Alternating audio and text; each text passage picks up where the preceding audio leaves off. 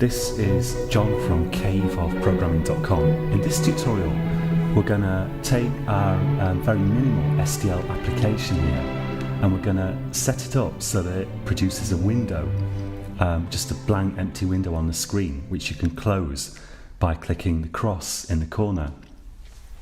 So the way I put this together originally was by searching for sample code on Google. I searched for stuff like SDL tutorial, and I found a tutorial that did the beginnings of what I want. I found several tutorials actually, which was to create an SDL program that runs in a window and does actually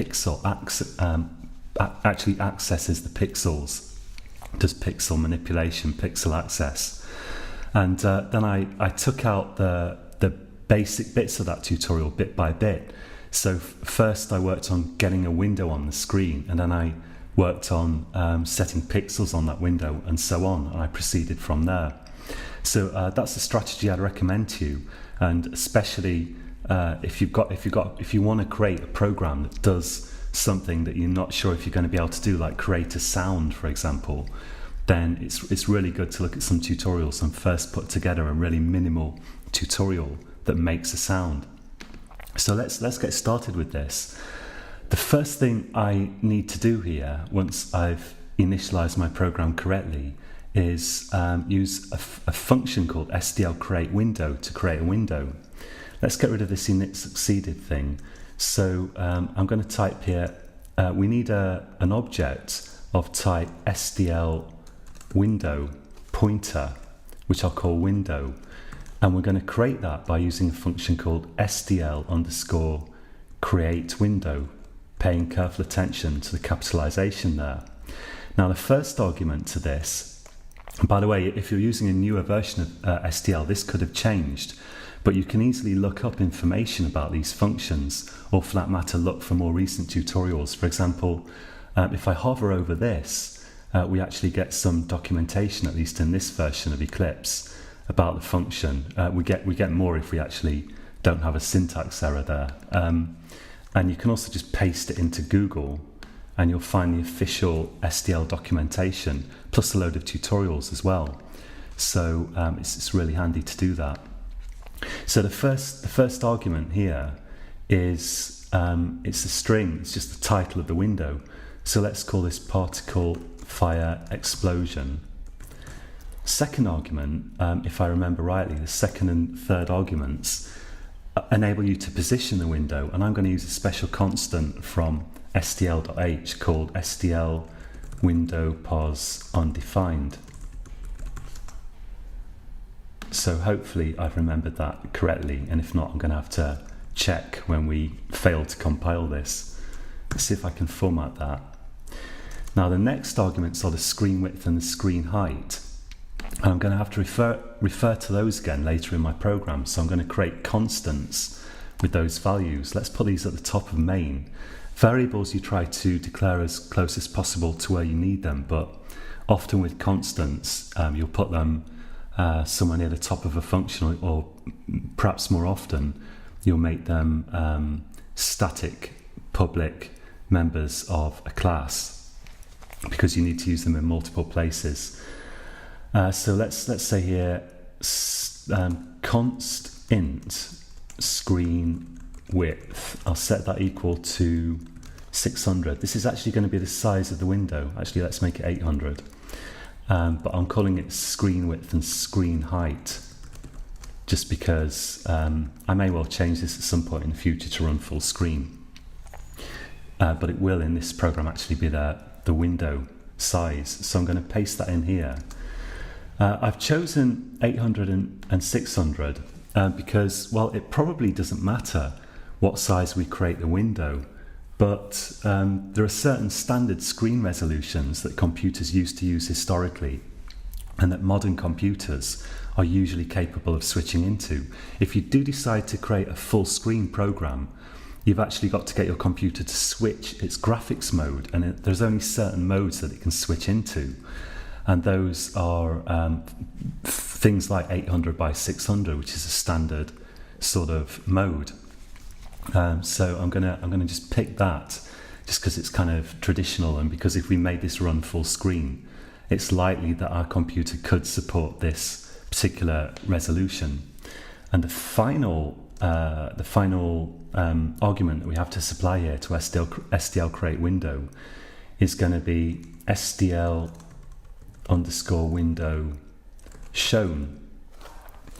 And this is at this point in the create window, if we hover over it here, we can see that we can supply various flags for the last item that alter the window in various ways. And although it doesn't seem to say here, as far as I can see, if you look at the... Oh, it does actually, yeah. No, it doesn't.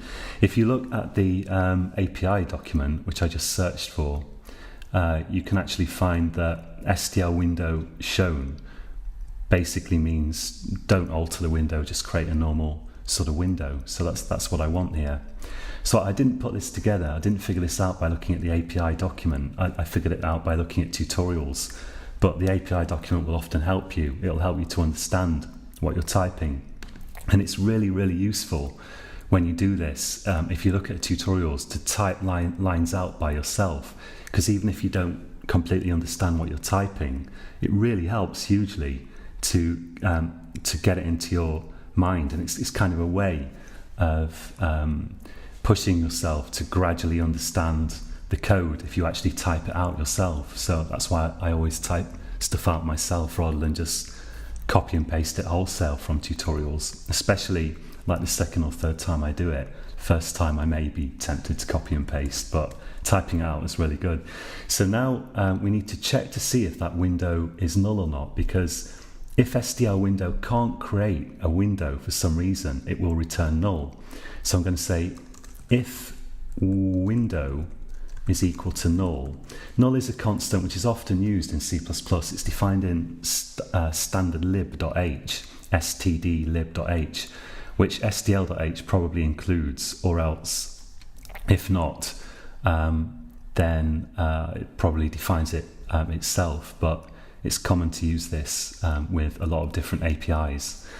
So let's say if the window is null, we're going to call SDL quit,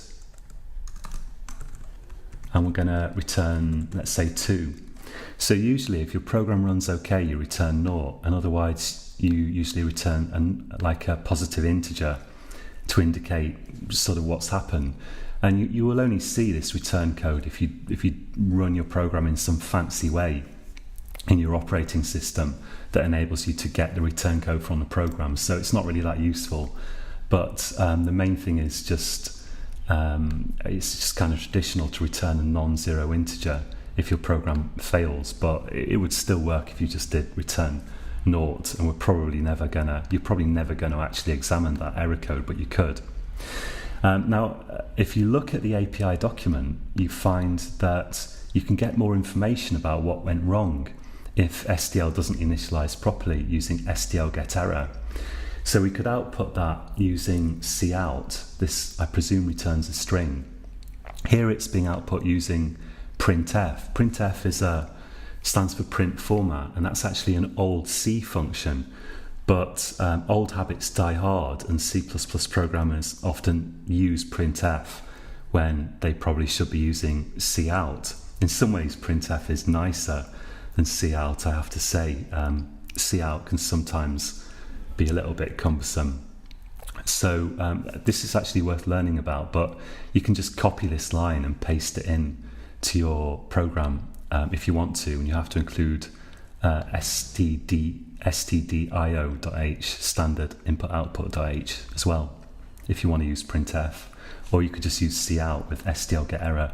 But if your program isn't created, that will enable you to get more information about what went wrong, and potentially you can type that information into Google and try to find other people who've got that same problem. So if we initialize the window correctly, before we quit the program, we have to call SDL underscore destroy window, paying close attention, as always, to capitalization, because C++ is case sensitive, and we supply it with the pointer to the window object. And we should call that as well.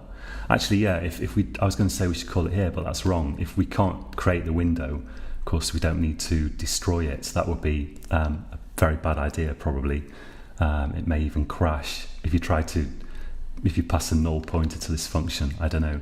But if the window is created successfully and we don't return here, we want to destroy it, which I guess closes it and maybe cleans up some resources, and call SDL quit, which again will clean up any resources that SDL is using. Now, this isn't quite enough to put a window on our screen because at the moment we will just be creating a window and immediately destroying it, immediately going on to end the program. So I doubt that we'd see a window if we ran this. What we need next is we need our game loop. So in games, and you have a similar concept in graphical user interface, GUI programs as well. In games, you have a thing called a game loop, which will be a loop that will run for as long as the game is running. And it will do stuff like, in the case of this program where we're going to deal with a load of particles, we're going to update the positions or state of particles, the color or whatever. We're going to draw our particles and we're going to check for messages or events, you could say. What messages and events are if the user clicks a window or presses a button when a window program is active, or does anything involving the window, clicks a button on the window or something, we say that raises an event, and some sort of data structure will be filled in with information about what's happened, and we need to call some sort of function that checks if any events are waiting to be processed, and we can then examine those events and see what they are. So an event is something that we say is raised by the user doing something most of the time, or by something happening involving a window. We'll see how that works in a minute.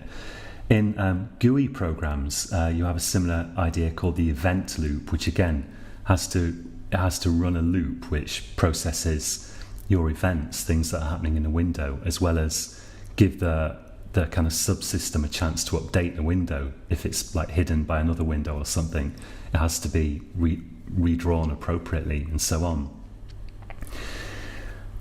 Now, this is an infinite loop, the way I've written this at the moment. What I'm actually going to do is create a Boolean variable, which I'll call quit, and I'll set that equal to false.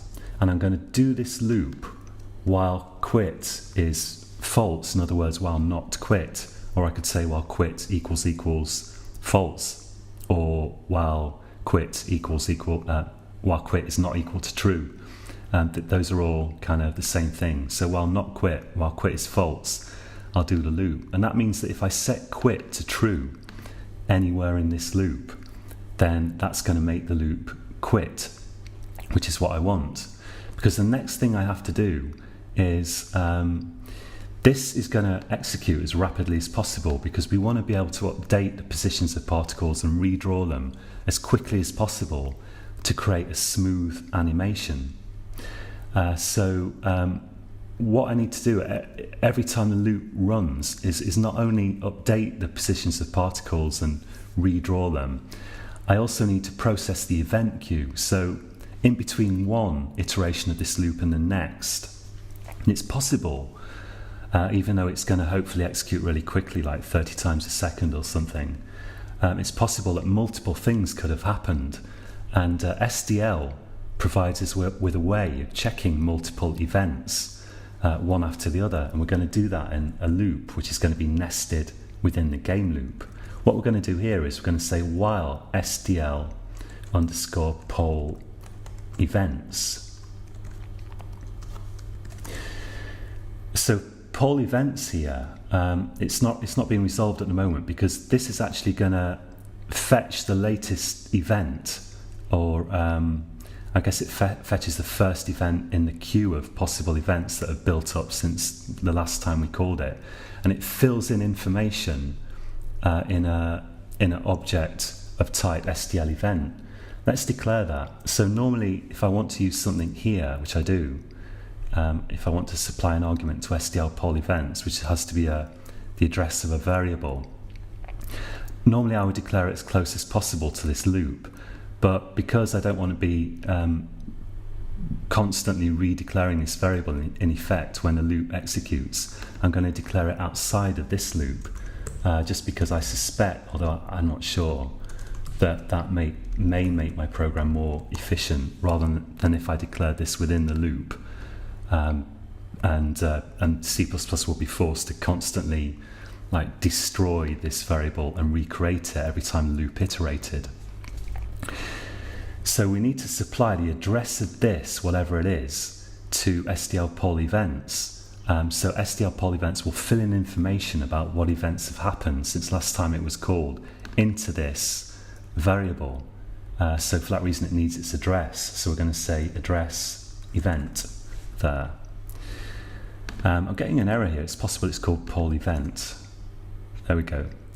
Now you see, it may appear like I have an encyclopedic knowledge of SDL, but I really don't.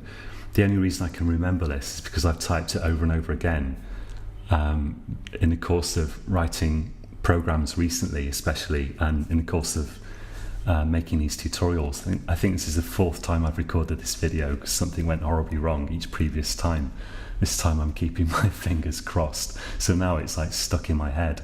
But as a programmer, you're not expected to remember a particular API unless you're working with it day in, day out for months or years or something. And indeed, I don't remember SDL that well, but I've somehow got this in my head now without even meaning to, because I've typed it so many times. Okay, so this loop is gonna keep iterating as long as SDL poll event returns true, and it's going to do that as long as there's an event waiting to be processed. So when it finds an event that can be processed, it returns true, which keeps the loop going, and it fills in information about that event in this event variable. So every time we do the main game loop, which we hope will execute something like 30 times a second or even more, we're going to also loop through all the waiting events and process them. But the only one we're actually going to use in this tutorial is we're going to access the type member, which is some sort of public member variable of this event. I think it's technically a union, which we haven't looked at, but we can think of this as a struct. We haven't looked at structs either, but a struct is the same as a class.